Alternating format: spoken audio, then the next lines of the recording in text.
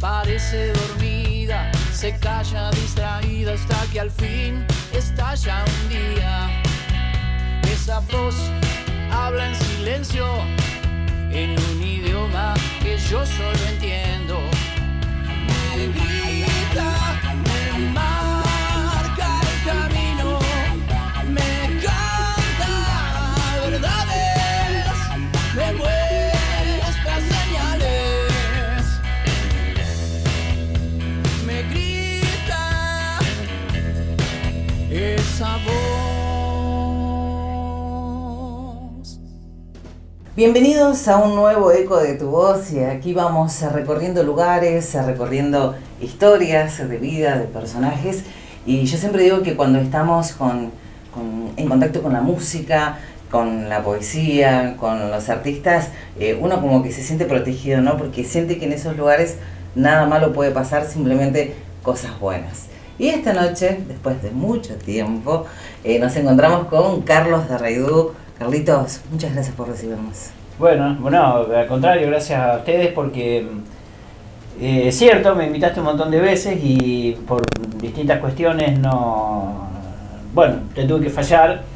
No, pero a veces viste que las cosas se dan en el momento que se tienen que dar. Por algo se dio ahora y no se dio antes. Sí, bárbaro. Pero igual, viste, uno siente que estaba como en deuda porque, uno siempre también es un mimo que te inviten y me hacía como sentir, estoy como fallando acá y faltando tantas veces a la cita, ahora vamos a organizar y bien y lo vamos a hacer. Claro que sí, además siempre están presentes porque nosotros usamos, y aprovecho también para agradecerte a vos y a Paola también, el habernos permitido usar el tema de la voz como cortina de música para el programa, así que es de ustedes y agradecidos a que nos hayan permitido usarlo. Carlitos, ¿cuántos años en la música haciendo esto que tanto te apasiona, no? Y un montón, realmente, ya. Hoy pensaba, vos fíjate, y siempre tiene que ir más atrás. Uh-huh. Pensaba este día fue el primero y no, decía, no, después fue... Yo creo que si lo tomamos así, casi de manera muy simpática, los primeros shows en vivo creo que los daba cuando mi papá guardaba la guitarra en el baúl del auto y en el campo íbamos de visita a la casa de los vecinos y entonces a las 9:30, 10 de la noche, porque los horarios de antes no son los de ahora, un ratito antes de venirnos, él iba al auto y sacaba la guitarra y yo tenía que cantar para la gente. A veces, viste, no sé, faltaban cuerdas, y nada, ¿cómo negarse uno? Y ¿no? Sí, seguro. Carlos, me hablas de tu papá, me hablas del campo. ¿Y cómo comenzaste? 8 o 9 años, te digo. Eras muy chiquito. Sí. ¿Quién te enseñó a tocar la guitarra? Y me enseñó un señor Fernández, que trabajaba ahí en el campo con nosotros, que tiene familiares todavía por acá. Yo le ayudaba a mi viejo ahí en el tambo y a él, pero ir era más un pretexto porque él llevaba la guitarra, entonces yo me iba debajo de un breque ahí para no estar al sol y ayudaba, y cuando podía me escapaba ahí abajo y practicaba los tonos que él te enseñaba. Los acordes que él me enseñaba, que eran creo que 3 o 4 acordes, que yo me acuerdo que aprendí para cantar una canción que cantaban los del Suquía o algo así, Sabor a Almendra, alguna canción que a mí me gustaba porque había que hacer así con los dedos acá, y después aprendí bien los acordes y después me fui dando cuenta que con esos acordes podía cantar pero poquitas cosas, y entonces fuimos medio experimentando con él también pero ese fue mi primer... Y ya después solo habrás empezado a sacar diferentes temas, ¿no? Y después vine, cuando ya empezamos como a venir más seguido a Canals, iba a una profesora de piano que seguramente le habrá enseñado a mucha gente, la señora que es del campo, justamente su apellido. Nelly del Campo. Creo que sí. Sí.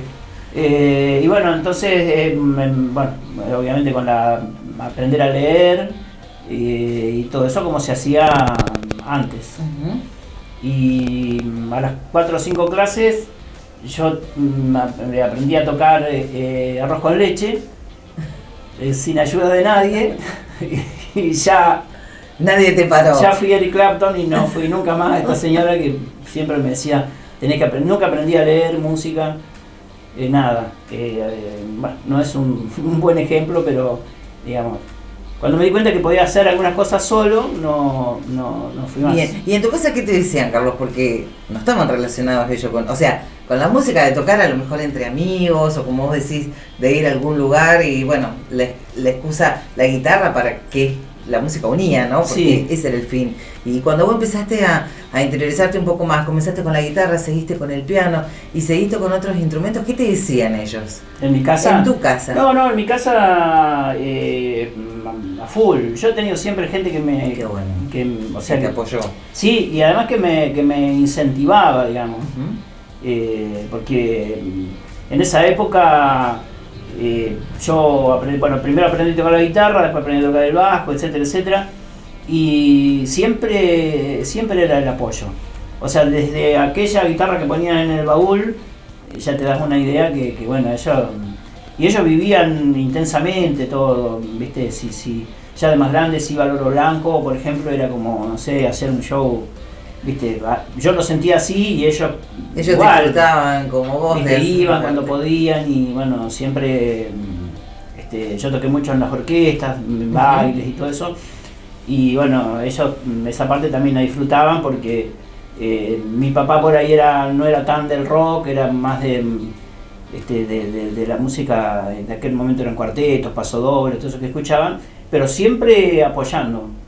Bueno, siempre tuviste apoyando. la posibilidad de estudiar música, si bien decir, bueno, estudié guitarra, estudié piano, aprendí a tocar diferentes instrumentos, pero poco a poco fuiste creciendo y también de muy chico comenzaste a meterte en diferentes grupos con grandes músicos de acá de Canales. Claro, porque de metido iba a los ensayos y primero me sentaba en el lugar que me daban y ya después me paraba cerca del micrófono y cantaba con el cantante y después, bueno, cuando se dieron cuenta que más o menos podía afinar una melodía y eso medio en broma, medio en serio, ya cantaba un poquito y cuando vieron que podía también tocar un poquito la guitarra y eso ya me empezaron como a respetar. Pero yo era muy chiquito. Claro. Yo empecé con Teddy, me acuerdo tenía 13 años. Claro, eras muy chico. Ahí fue mi primera actuación en Atilra, me acuerdo, en ese escenario que yo lo veía inmenso. Y viste, uno ve ahora, bueno, hace mucho que no voy porque creo que se juega al fútbol ahí, no sé si todavía estará el escenario. Me parece que no está más. Y era un escenario mediano, digamos, una cosa, pero a mí me parecía que era un escenario temeroso y grande.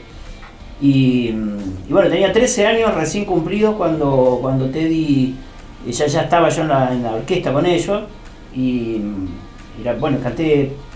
Acá le mando un saludo a Sergio Sagasti porque él siempre me recuerda que fue Quieren matar al ladrón, la primera canción que canté ahí. Estaban todos mis amigos, mis compañeros que jugábamos al fútbol, así que fue como una gran hinchada. Y esa fue la primera vez. Ese fue el primer tema que Sí, hiciste. a los 13 así. años, Quieren matar al ladrón. Toma, Sí, bien. sí, era lo que se escuchaba. Claro, seguro. Y bueno, y tenerlo a Teddy también, del cual aprendías un montón, un Sí. gran músico, ¿no? Además estaba en esa época el Negro Orlando. Claro, grandes músicos. Bueno, era tocar con los que yo quería, digamos. Claro, ¿y qué sentías Hugo vos ahí? Los Ledesma. 13 años con semejantes músicos aquí. El papá me Sí. estoy acordando, el papá de Cristian Océs, Cachito Océs, que tocaba el bajo y cantaba muy bien. Canta muy bien. Juan Salgado. Bueno, toda esa gente. Claro. Y no sé, discúlpame. ¿Qué te pasaba a vos a esa edad encontrarte con semejantes músicos y vos eras chico? Y me daba, pero yo era bastante cara dura. Me daba miedo, pero iba igual. Bueno, pero también aprovechabas la oportunidad como Sí. para ir aprendiendo de cada uno de ellos, Sí, ¿no? sí. Sí, me daba. Y viste, antes a los bailes iban capaz que 400, 500 personas, bailes populares, digamos. Iba toda la familia, el chico, grande, el abuelo, el chiquitito. Sí, eran bailes familiares. Súper llenado de gente, y cuando vos te subías, viste, tan chiquito era como, viste, era como que te daba un poco de cosas. Pero, viste, ellos te rodeaban siempre y te animaban y tampoco cantaba tantas canciones, claro, cantaba 2 o 3 por selección, digamos, y ya así después fui agarrando. ¿Y tus compañeros en ese entonces qué te decían? Porque no todos se dedicaban a esto. No, ellos lo veían, porque yo era como era el payasito también del curso, entonces yo cantaba, viste, en los actos, cantaba en el curso, era los profesores, bueno, viste, de vez en cuando me retaban, pero era siempre como el que hacía reír, viste, me gustaba como llamar la atención, viste, de hacer pavadas, viste, qué sé yo, y cantaba, viste, me paraba arriba de una silla y cantaba, bueno, y los otros me hacían barra, y entonces fui haciendo eso, digamos, que creo que es como empieza todo el mundo, viste. Y Carlos, y después vos fuiste creciendo y cambiaste, porque ya comenzaste a perfilarte para el lado del rock, ¿no? Sí, pero igual la música,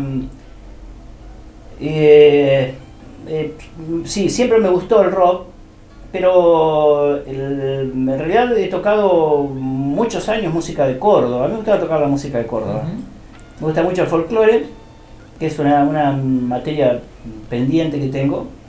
Y siempre he tocado, tocamos cuartetos, yo creo que hasta el comienzo de la cumbia, del comienzo de la cumbia santafesina, por ahí, que ya después se empezó como a mezclar un poco, que ya modestamente ya por ahí no nos gustaba tanto. Pero muchísimos años he tocado, muchos, aún por ahí me encuentran gente, vos viniste en el año, digo, ni me digas, a un baile que bueno, y eso me gustaba, yo lo disfrutaba eso. Eran viajes interminables en vehículos que por ahí no estaban tan en buen estado, y después se venía, viste, y anécdota de esos viajes, de esos lugares, ¿no? Ves guardar miles. 500. Sí. Y algunas increíbles, porque una vez, por ejemplo, el otro día me acordaba, lo compartía con Huguito Rizzonelli, íbamos a Rufino, me parece, y nos pasó la rueda de atrás de nuestro propio vehículo. Nos pasó en viaje. E inmediatamente, viste, el lado caído y el chisporroteo de cosas. Nada, así cosas súper locas, sí. Bueno, esto de viajar y de conocer gente y de ir haciéndote crecer a vos también como persona, Carlos, ¿no? Comenzaste muy jovencito, pero bueno, y también el aprender, pero hay algunas cosas que uno puede perfeccionarlas, puede mejorarlas, pero que son de uno, ¿no? Sí. Como el hecho de lograr escribir un tema, sí. y que nazca de vos por un momento, por una situación, o simplemente porque escuchaste algo que por ahí te dio el pie para arrancar, ¿no? Sí. Esto de componer, ¿cómo surgió? Y esto, componer en los comienzos del Aerosol de los finales del 70, por ahí. Aerosol, que por ahí después hay una foto de los primeros aerosoles. Primeros aerosoles, que está por ahí arriba, después ya, si podemos la mostramos. Finales de los 79, 78, 79, y bueno, era toda la cosa de la democracia que venía, que no venía, de tocar para juntar dinero para Malvinas, íbamos a los festivales, todo eso, y había como una gran efervescencia de música, de cosas que, bueno, no solamente de acá, sino que venían también de afuera. Y nada, y ahí empezaron a surgir canciones y cosas qué sé yo, te dejaba una chica y ya en vez de ponerte a llorar capaz, escribías 3 o 4 hojas de cosas y después ibas desparramando y ibas acomodando y bueno, y así surgían las canciones, que eran canciones capaz bastante rudimentarias, pero bueno, Sol del Interior, por ejemplo, es una canción que viene de aquella época que fue Amores Mediocres, también quedó de allá, que ahora tiene una versión